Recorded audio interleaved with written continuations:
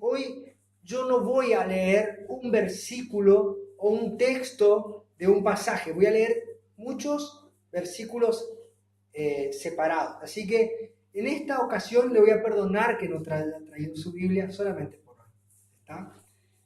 No es que no haya traído su Biblia, sino que no vaya siguiéndome porque se lo va a complicar. ¿Está? El mensaje de hoy se llama arrepentimiento, obra soberana de Dios en la responsabilidad del hombre. Bueno, vamos al versículo. El primer versículo que quiero leer es el de Mateo capítulo 4, versículo 17. Dice: desde entonces Jesús comenzó a predicar y a decir: arrepentíos, porque el reino de los cielos se ha acercado. Hechos capítulo 3, versículo 19 dice: por tanto, arrepentíos y convertíos para que sean borrados vuestros pecados, de modo que de la presencia del Señor vengan tiempos de refrigerio. Mateo capítulo 9, versículo 13. Id pues y aprended lo que significa misericordia quiero y no sacrificio, porque no he venido a llamar a justos, sino a pecadores Haced pues, Lucas 3:8, haced pues frutos dignos y no comencéis a decir dentro de vosotros mismos: tenemos a Abraham por padre, porque os digo que Dios puede levantar hijos a Abraham aún de estas piedras. Hechos capítulo 17, versículo 30. Por eso, aunque antes Dios pasó por alto los tiempos de la ignorancia, en este tiempo manda a todos los hombres en todos los lugares que se arrepientan. ¿Qué manda Dios? Dios manda a todos los hombres en todos los lugares que se arrepientan. Romanos capítulo 2, versículo 4. Pablo le está preguntando a las personas que le está hablando. Dice: ustedes menosprecian las riquezas de su bondad, paciencia y magnanimidad, ignorando la bondad de Dios que te guía al arrepentimiento. Pablo dice: ¿ustedes están ignorando el amor de Dios que te está guiando al arrepentimiento? Romanos 1, versículo 16. Esto lo voy a decir de memoria y con un énfasis superior porque es el cual vamos a hablar. Porque no me avergüenzo del evangelio, porque es poder de Dios para salvación a todo aquel que cree, al judío primeramente y también al griego. Y esto es muy interesante porque si puedo lograr transmitir lo que estuve buscando en la presencia de Dios, lo que Dios me habló en su palabra, lo que usted va a hacer es poder discernir a la final de este mensaje, discernir cuál es el poder de Dios que opera en el evangelio verdadero y el cual no avergüenza. Va a poder entender cuál es el verdadero poder de Dios y cuál no es el poder de Dios. Hay una frase que estuve meditando en mi mente y en mi corazón toda esta semana, y es: Pablo decía, yo no me avergüenzo. ¿Saben? Una de las emociones más fuertes que tiene el ser humano es justamente la vergüenza, porque está comprometido todo el ser del hombre. Porque cuando una persona tiene un ataque de vergüenza, su cara se pone roja instantáneamente, empieza a tartamudear, empieza a no saber, a poder hilar lo que está diciendo, se tropieza, se le caen las cosas y empieza a tener un problema. Dice que una psicóloga muy conocida dice que la emoción de la vergüenza es el descubrimiento que uno está teniendo del deshonor. ¿Qué es eso? La persona se da cuenta que los que están en su entorno no lo valoran. Y quedó en menosprecio. Y ella se da cuenta y siente eso, es un peso. ¿Alguna vez lo sintió? Bueno. Pero Pablo no se avergonzaba. Pablo no sentía esa sensación de menosprecio. ¿Por qué? Porque él predicaba el evangelio de Jesucristo y él decía, yo no me avergüenzo, a mí no se me pone la cara colorada porque el evangelio es poder de Dios. Es poder de Dios para salvación a todo aquel que cree. Así que él podía estar delante de miles y podía decir, escuchen aquí, vengo a hablarle del Señor Jesucristo. Y no se avergonzaba. Pero curiosamente, hoy se puede decir esto. No me avergüenzo del Evangelio, pero los evangélicos de hoy dan mucha vergüenza.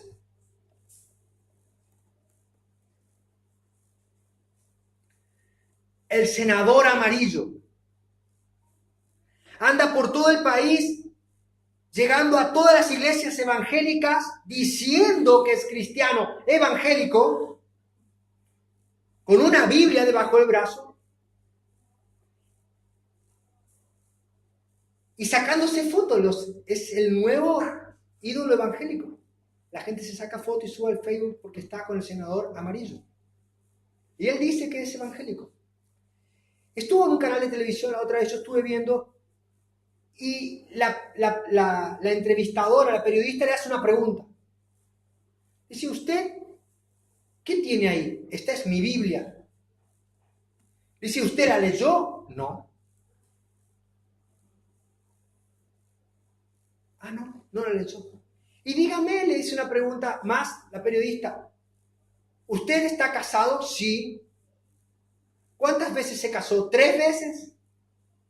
Dice, ¿y a usted le parece que esté hablando de la Biblia y haciendo un ejemplo de evangélico, habiéndose casado 3 veces?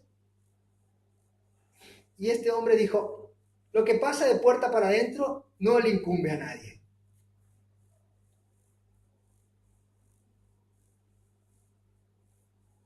Eso sí da vergüenza.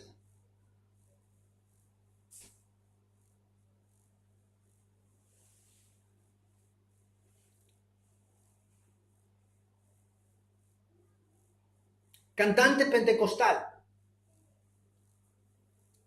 va presa por asesinar a su marido. Brasil, la semana pasada. Este le había engañado y ella lo mató. Famosa por sus videos en YouTube. Los índices de separación dentro de la iglesia evangélica son los mismos índices de separación y de divorcio fuera de la iglesia evangélica.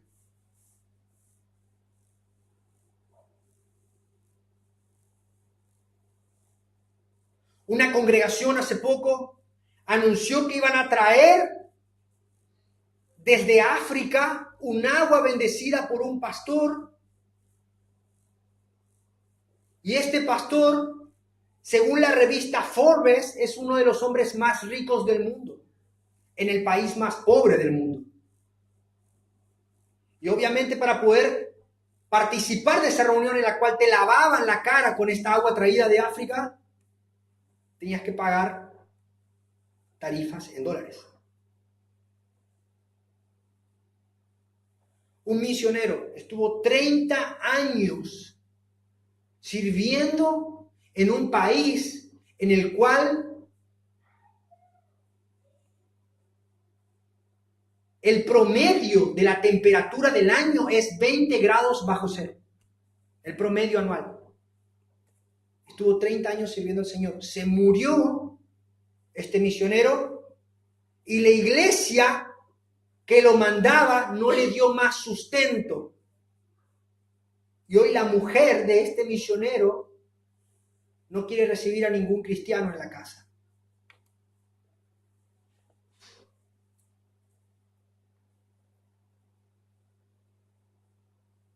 Niños cristianos hacen bullying a otro niño cristiano que van al mismo colegio. ¿Por qué? Porque este niño no se congrega más en la congregación de ellos.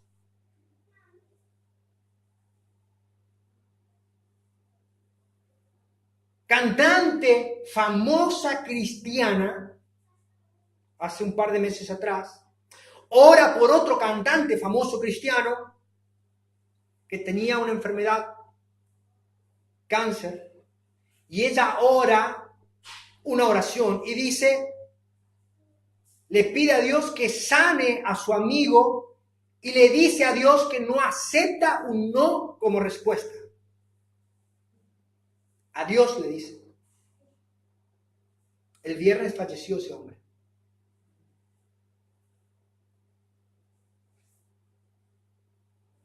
Mega iglesia de acá, Resistencia acá. Mega iglesia. Organizó un evento de milagros sobrenaturales. ¿Y qué pasaba? Iba a haber, vení porque va a haber hoy milagros sobrenaturales. Todos los milagros que quieras van a pasar hoy. ¿Cuándo? Ayer. ¿Saben qué pasó? Se suspendió por lluvia. La campaña sobrenatural de milagros. ¿No podían haber orado para que no llueva?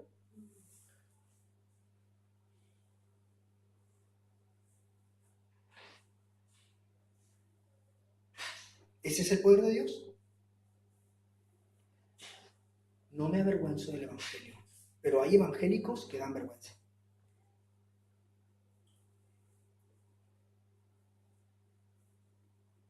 ¿Esto es el evangelio? ¿Esto es el poder de Dios? Esto sí da vergüenza. Esto sí pone colorado a uno. ¿Qué hago yo cuando viene uno y me dice, estos son, vos te juntás con estos, ellos creen igual que vos? Y ahí nos ponemos colorados.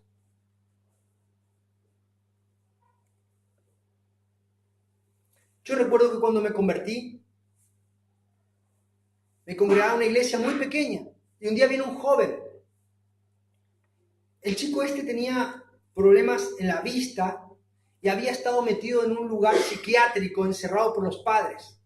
Este chico había practicado todo tipo de prácticas espiritistas. Él era un vándalo. Y cuando viene a hablar conmigo, yo le hablo de Jesucristo. Y le digo, mira, Dios nos hizo al hombre para que esté en la presencia de Dios, pero un día el hombre cayó y pecó. Y en Adán todos pecaron. Pero Dios mandó a su Hijo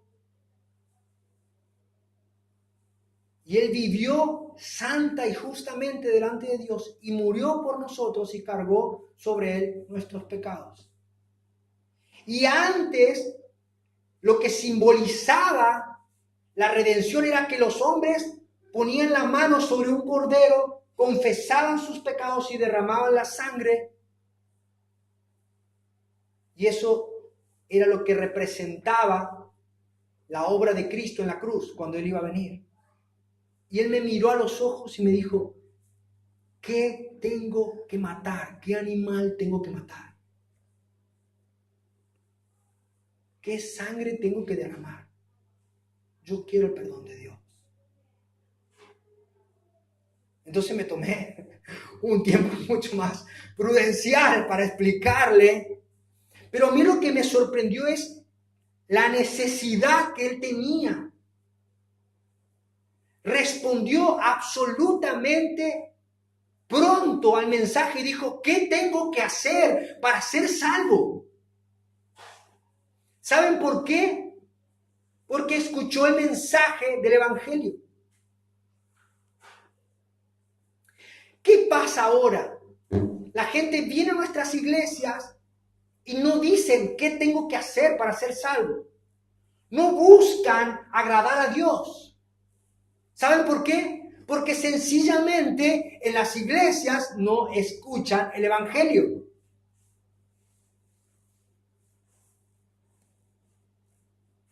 Debemos volvernos a la verdad de Dios. Y si podemos volver para atrás todos los mensajes, todos los textos que vimos al comenzar la predicación, nos dimos cuenta que siempre el mensaje del Evangelio tenía una consigna, una condición. La condición era que siempre, desde Jesucristo hasta el último de los apóstoles, siempre llamaban a la gente al arrepentimiento. Al arrepentimiento.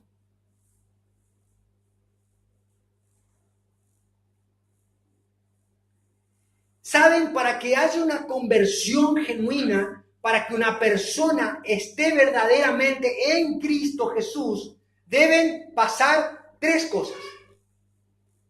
Número uno, debe haber un conocimiento claro de la obra de Jesucristo en la cruz del Calvario y de su resurrección. Si no hay un entendimiento claro de la obra redentora, la persona no entiende de qué se debe arrepentir. ¿Por qué se tiene que arrepentir?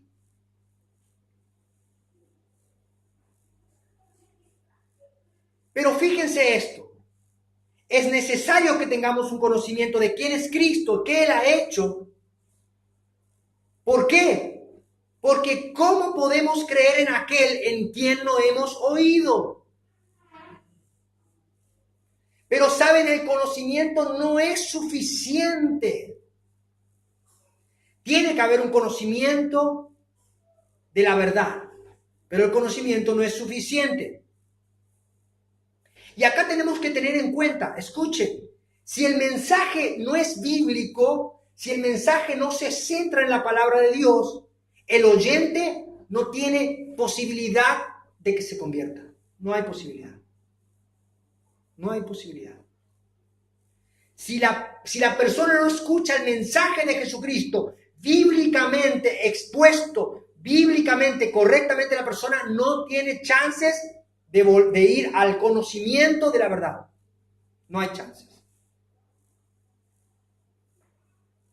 Si no le decimos a la persona lo que dice la Biblia, lo que la palabra de Dios declara, el evento central del Evangelio, el mensaje más tremendo de toda la historia, la persona nunca va a entender de qué se tiene que arrepentir. Lo que va a pasar es que la gente puede venir a nuestras iglesias, pero por afinidad. Puede venir por comodidad. Puede venir para calmar su conciencia. Puede venir por religiosidad o por muchos otros motivos. Puede ir por una chica. Digo, ¿por qué fuiste a la iglesia? Me dijo Eliel, yo me fui porque seguí una chica. Y después me convertí. ¿Por qué se convierte? Porque dentro de esa iglesia había alguien que estaba predicando la verdad.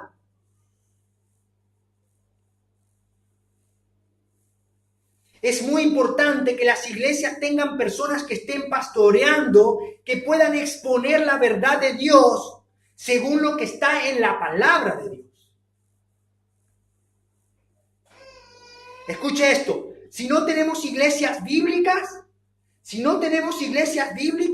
tendremos entretenimiento cristiano. Repito, si no tenemos iglesias bíblicas, tendremos entretenimiento cristiano, pero no tendremos personas arrepentidas.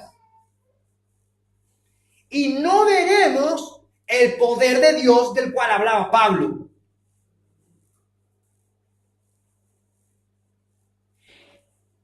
experimentarán las personas que van a una iglesia que no se predica la verdad. Escuchen lo que van a experimentar. Experimentarán la autodeterminación. Yo declaro que voy a ser zurdo a partir de ahora y le voy a pegar con comba como Messi. ¿No? No va a pasar. Pero experimentará el poder del autoconvencimiento, la fuerza interior. Experimentará los logros personales y podrá tener el vigor de la autoayuda. Y podrá también sentir el vigor y la fuerza de la psicología y hasta de la sociología. Pero el poder de Dios, no.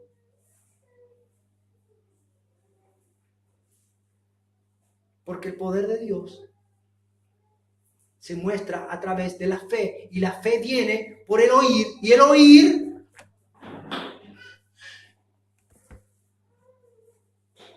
en este punto es muy importante que si nosotros vamos a una iglesia y escuchamos la verdad de Dios y tenemos conocimiento de que Jesucristo murió por mí y resucitó, eso es muy importante, pero no es suficiente.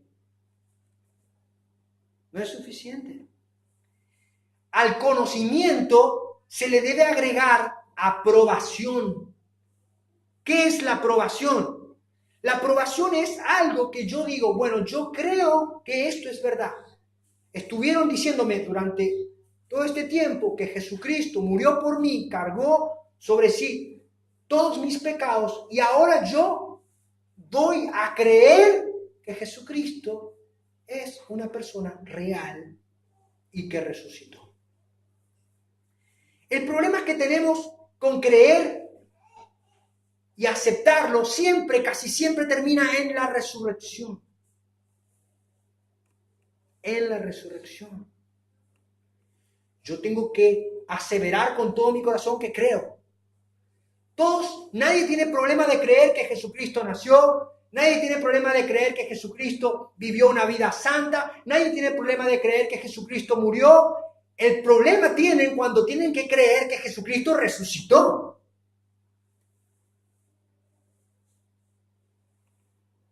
¿Creemos toda la verdad de Dios? Escuchen lo que dijo Charles Colson. Charles Colson fue uno de los integrantes del escándalo mundial del Watergate. Watergate fue un escándalo que involucró al gobierno de los Estados Unidos y hizo que caiga el gobierno. Y este hombre fue el primero que cayó en ese escándalo. Y en la cárcel se convierte porque le hablan de Jesucristo. Y escuchen lo que dice Charles Colson. Dice, sé que la resurrección es un hecho. Watergate me lo demostró. ¿Cómo? Debido a que 12 hombres testificaron que habían visto a Jesús resucitar de entre los muertos. Luego lo proclamaron así por 40 años y no lo negaron. No lo negaron. Todos fueron golpeados, torturados, apedreados, puestos en prisión. No habrían soportado eso si no fuera cierto. Watergate involucró a 12 hombres, los más poderosos del mundo, y no pudieron mantener una mentira durante 3 semanas. ¿Me estás diciendo que los apóstoles podrían aguantar una mentira 40 años?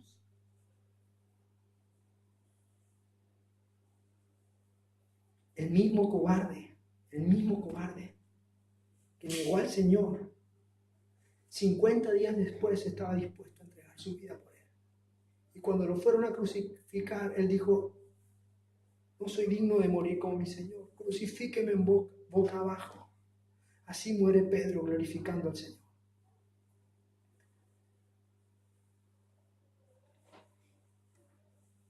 Nicodemo creía y dijo, sé que has venido de Dios. Porque las cosas que haces solamente las puede hacer alguien que Dios ha enviado. Y lo aceptó.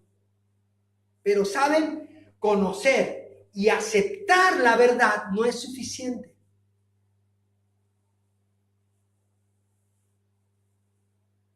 Y este es el punto en la mayoría, en el que se encuentran la mayoría de los cristianos de todas las iglesias evangélicas.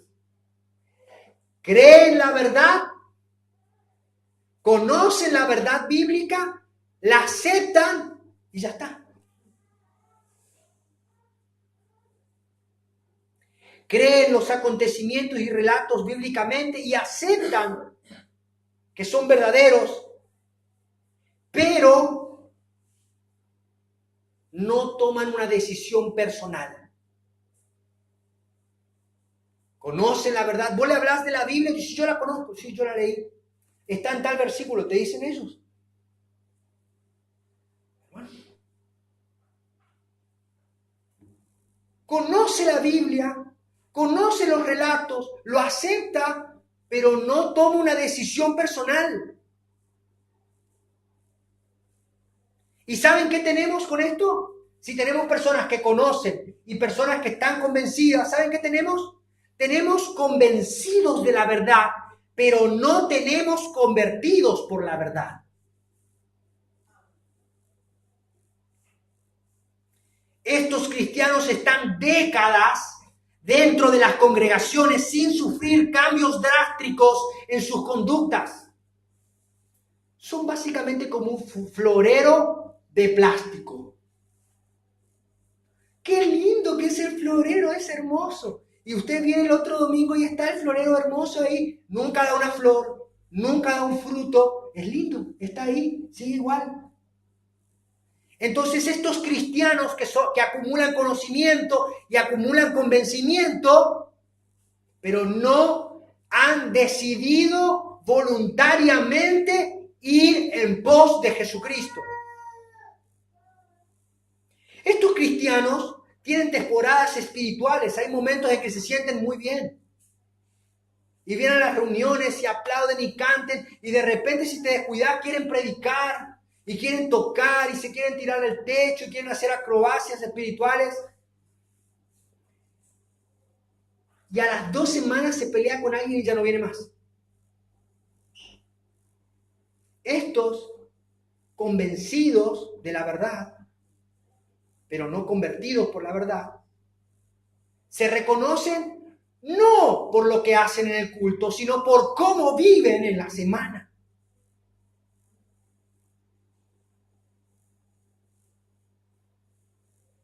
No hay mucho que aclarar, ¿no? Entonces, ¿qué debemos hacer para ir a un arrepentimiento genuino, a una conversión verdadera? Tenemos el conocimiento, aceptamos la verdad, pero dice, tenemos que decidirnos y depender de Jesús para que nos salve individualmente, a mí individualmente. Además de conocer los hechos evangélicos y aprobarlos, para ser salvos tenemos que decidirnos depender de Jesús y nada más que Jesús.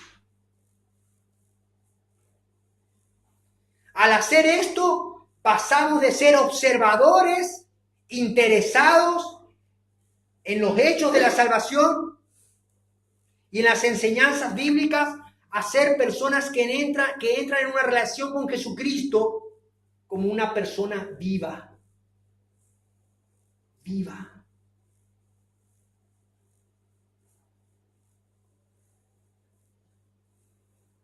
No alcanza con saber. No alcanza con estar convencido. Debemos ir a Jesús y decir, Señor, toma mi vida. Jesucristo es real.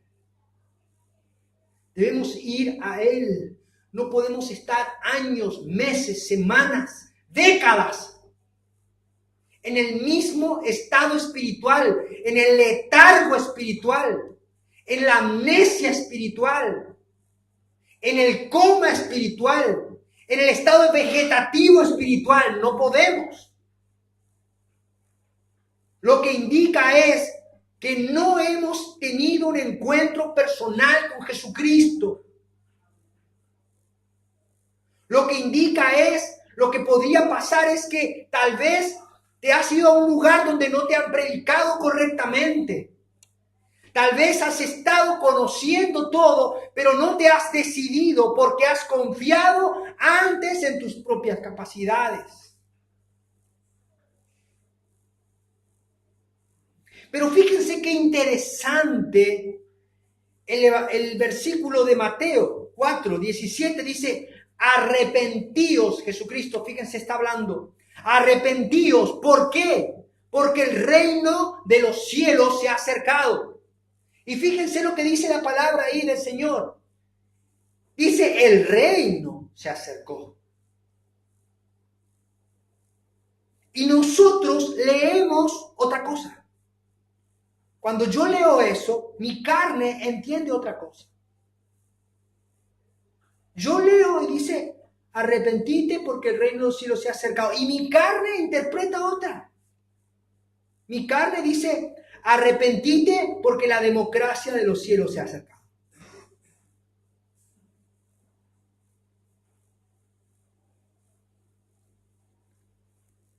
Y después vuelvo a leer, dice, leo y mi carne dice, arrepentite porque la anarquía de los cielos se ha acercado.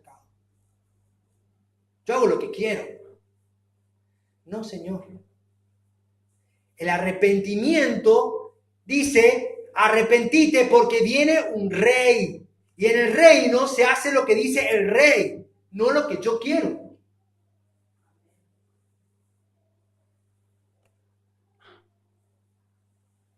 La Biblia no deja ninguna posibilidad al error. Debemos arrepentirnos. Y sabe, el apóstol Pablo estuvo en Corintio y él le predica el evangelio. Pero cuando se va, estos supuestos hermanos empezaron a comportarse un desastre.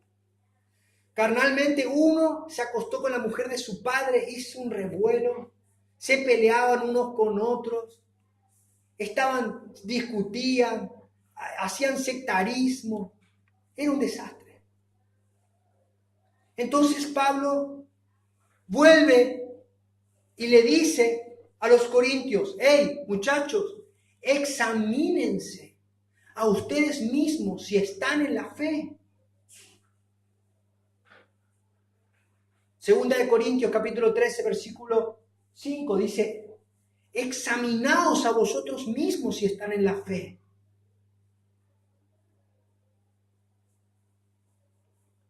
Dice, probaos a vosotros mismos. ¿O no os conocéis a vosotros mismos que Jesucristo está en vosotros? Conocimiento, aceptación y apropiación.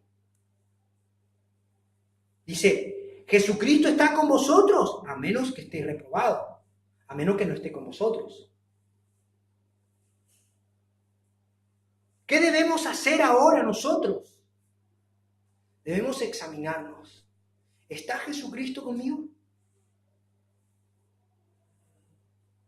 ¿Me arrepentí? El arrepentimiento no es cuando lloro, es cuando cambio. Cuando cambio.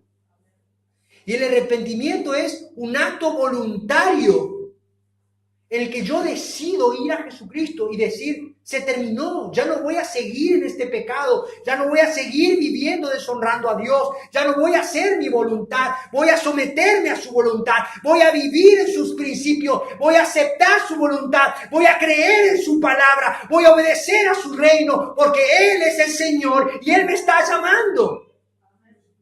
Debe haber un cambio.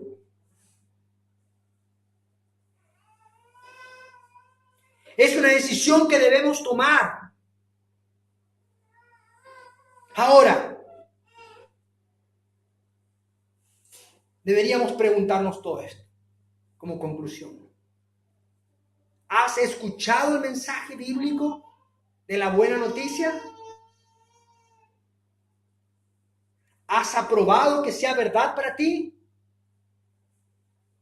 ¿Has decidido confiar personalmente en Jesús como el único camino al Padre? Ahora, examínate. Si eso ha ocurrido, tiene que haber evidencias en tu vida. Tenés que estar más lejos del pecado que antes, creciendo en la luz, caminando en verdad y en justicia, honrando al Padre con pensamientos, obras y dichos.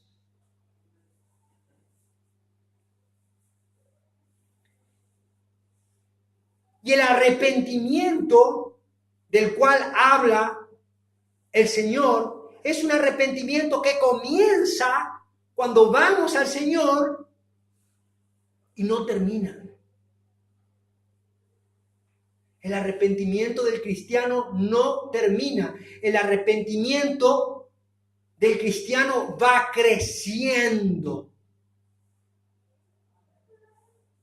Va viviendo una vida que se desarrolla en arrepentimiento, buscando agradar al Señor hasta el último de sus días. Y se examina y le dice al Señor: Señor, examina, mira si hay en mí camino de perversidad. Líbrame de los pecados ocultos. Busca la palabra del Señor y trata de agradar al Señor. Y dice: Señor, ayúdame a vencer estos pensamientos. Ayúdame a no decir más estas cosas. Ayúdame a serte fiel, a vivir en tu palabra. Ese es el cristiano. Ese es el poder de Dios. Ese es el poder de Dios que no avergüenza. Que no avergüenza. Y cuando la persona se somete a la voluntad de Dios, acepta el reino de Dios en su vida, empieza a vivir conforme a la verdad de Dios, no va a causar las vergüenzas y los desajustes y los desengaños que produce el falso evangelio. ¿Entiendes? Y ahí sí vamos a poder decir: no me avergüenzo del evangelio, porque es poder de Dios para salvación a todo aquel que cree, al judío primeramente y después al griego.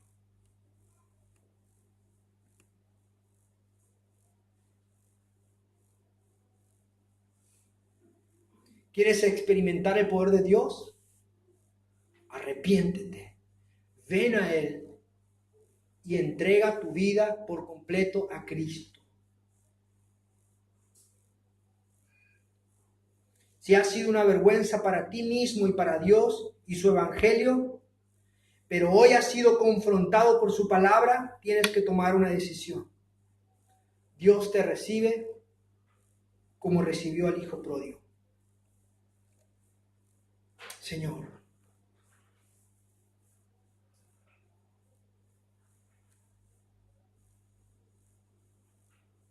el evangelio es poder de Dios. Señor, y se ve en el arrepentimiento genuino, en responder correctamente a la verdad, en santidad, por el Espíritu de Dios. Señor, no queremos ser personas que están años expuestos a la verdad, que aceptan la verdad, pero que no toman un compromiso firme y genuino para que sus vidas sean transformadas. Señor, perdónanos si hemos estado durante tanto tiempo alejados y sin tomar una decisión correcta. Tu palabra nos llama al arrepentimiento, porque allí se encuentra el poder de Dios. Señor, oro por aquellas personas que durante años, décadas, han estado en conocimiento de la verdad, han estado en entendimiento de la verdad divina y han aceptado esa verdad, pero no se han comprometido con el Señor de la gloria. Y en este día tú lo llamas al arrepentimiento. Ven a Cristo. Acepta su perdón sobre tu vida. Acepta su reino. Y el poder de Dios se va a manifestar en tu vida. Y aquellas cosas que no podías vencer, que no podías superar, el Señor va a derramar su poder sobre tu vida, porque escrito está: el pecado no se enseñoreará de vosotros. A libertad tú nos has llamado. Señor, que podamos ser una generación que no avergüenza tu nombre, que testifica en espíritu y en verdad, porque tú nos has llamado y respondemos en amor a ti. Señor, y todo esto que estás poniendo en nuestro corazón es para la gloria de tu nombre. Señor,